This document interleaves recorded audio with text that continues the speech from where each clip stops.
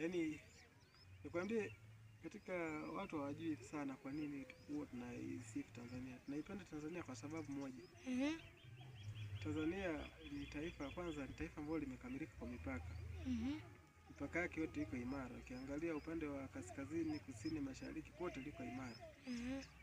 Ila watu wengi wanaisema vibaya kuhusu mipaka ya Tanzania kwa sababu tu wanasikia maneno tu, ila wao wenyewe hawafuatilii ulinzi na usalama wa taifa letu. Watu wanaposema utembee uone, watu hawajaenda kwenye mipaka, hawajaenda katikati ya nchi. Ili ukiangalia katikati ya nchi, utagundua kwamba kweli nchi ya Tanzania imekamilika kwa kila kitu. Aha. Haya basi. Hapo inatosha. Naipenda sana Tanzania.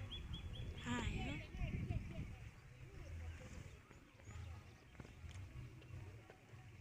Anakata. Sasa wakati sasa hiyo